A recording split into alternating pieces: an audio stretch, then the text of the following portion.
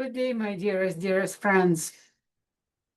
I wanted to connect with you on this topic for a long time. What is one of the main culprits in our day-to-day life? I think it's stress. And how do we deal with this? And how do we monitor stress? How actually we do monitor our activities and what we do, and how do we monitor the level of being too stressed or finally decompressed.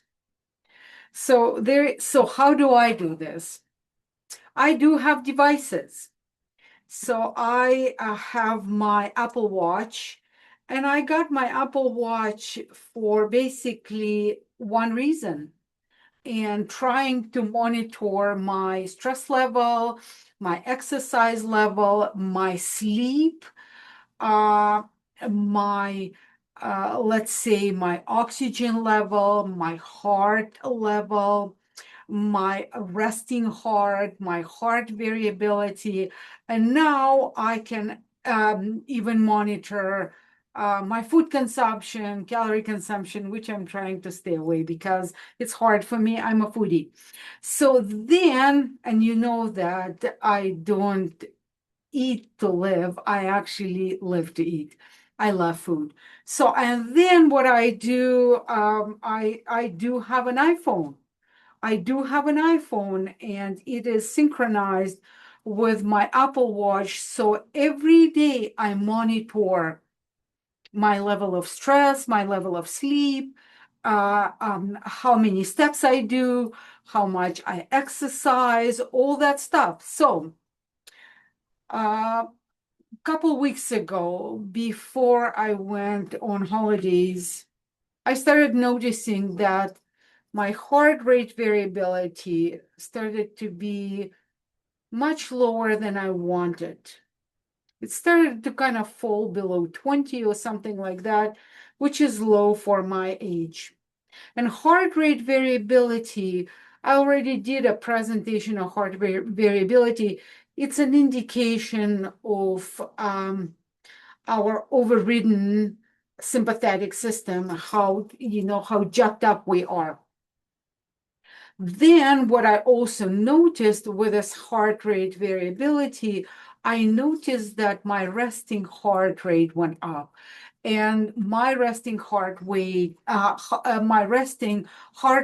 is aimed to be under 60.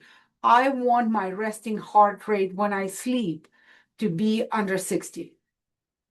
So it was consistently high resting heart rate. It went over 60, and I got alarmed, and my heart rate variability went low. So I knew that I'm stressed.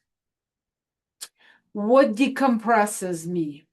Because I monitor, I know that statistics.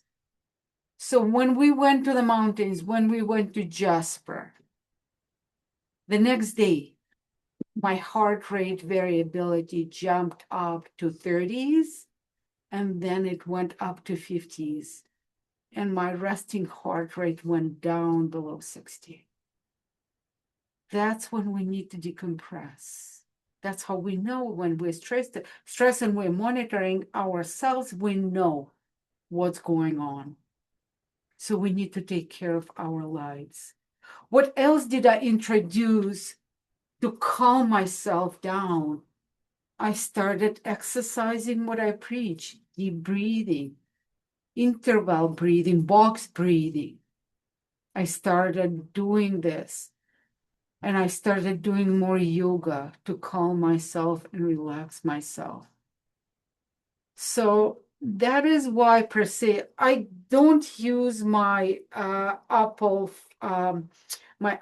Watch, to check the messages, to answer my phone calls. No.